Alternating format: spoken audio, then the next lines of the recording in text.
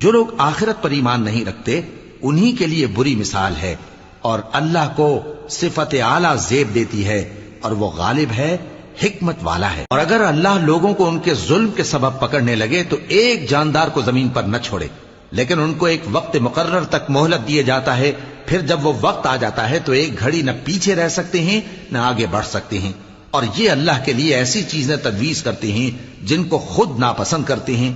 اور زبان سے جھوٹ بکے جاتے ہیں کہ ان کو قیامت کے دن بھلائی یعنی نجات ہوگی۔ کچھ شک نہیں کہ ان کے لیے دوزخ کی آگ تیار ہے، اور یہ دوزخ میں سب سے آگے بھیجے جائیں گے۔ اللہ کی قسم، ہم نے تم سے پہلی امتوں کی طرف بھی پیغمبر بھیجے تو شیطان نے ان کے کرتوت ان کو آراستہ کر دکھائے، تو آج بھی وہی ان کا دوست ہے اور ان کے لیے عذاب علیم ہے۔ اور ہم نے جو تم پر کتاب نازل کی ہے تو اس لیے کہ جس بات میں ان لوگوں کو اختلاف ہے تم اس کا فیصلہ کر دو، اور یہ مومنوں کے لیے ہدایت اور رحمت ہے۔ اور اللہ ہی نے آسمان سے پانی برسایا، پھر اس سے زمین کو اس کے مرنے کے بعد زندہ کیا، بے شک اس میں سننے والوں کے لیے نشانی ہے۔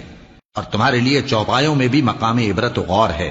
کہ ان کے پیٹوں میں جو گوبر اور لہو ہے اس کے درمیان سے نکال کر ہم تم کو خالص دودھ پلاتے ہیں جو پینے والوں کے لیے خوشگوار ہے، اور کھجور اور انگور کے میووں سے بھی تم پینے کی چیزیں تیار کرتے ہو کہ ان سے شراب بناتے ہو اور عمدہ رزق کھاتے ہو۔ جو لوگ سمجھ رکھتے ہیں ان کے لیے ان چیزوں میں نشانی ہے۔ اور تمہارے پروردگار نے شہد کی مکھی کو ارشاد فرمایا کہ پہاڑوں میں اور درختوں میں اور اونچی اونچی چھتریوں میں جو لوگ بناتے ہیں گھر بنا، پھر ہر قسم کے میوے کھا اور اپنے پروردگار کے صاف رستوں پر چلی جا۔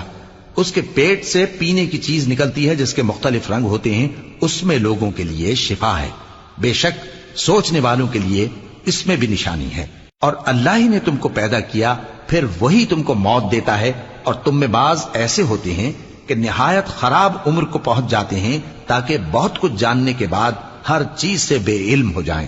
بے شک اللہ سب کچھ جاننے والا ہے، قدرت والا ہے۔ اور اللہ نے رزق و دولت میں بعض کو بعض پر فضیلت دی ہے، تو جن لوگوں کو فضیلت دی ہے وہ اپنا رزق اپنے غلاموں کو تو دے ڈالنے والے ہیں نہیں کہ سب اس میں برابر ہو جائیں، تو کیا یہ لوگ نعمت الہی کے منکر ہیں؟ اور اللہ ہی نے تم میں سے تمہارے لیے بیویاں پیدا کی اور بیویوں سے تمہارے بیٹے اور پوتے پیدا کیے اور کھانے کو تمہیں پاکیزہ چیزیں دیں، تو کیا یہ لوگ باطل پر اعتقاد رکھتے اور اللہ کی نعمتوں سے انکار کرتے ہیں؟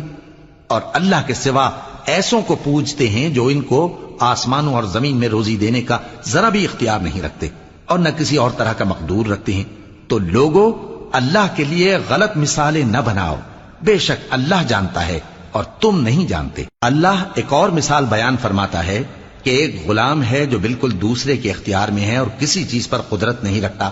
اور ایک ایسا شخص ہے جس کو ہم نے اپنے ہاں سے بہت سا مال طیب عطا فرمایا ہے اور وہ اس میں سے رات دن پوشیدہ اور ظاہر خرچ کرتا رہتا ہے، تو کیا یہ دونوں شخص برابر ہیں؟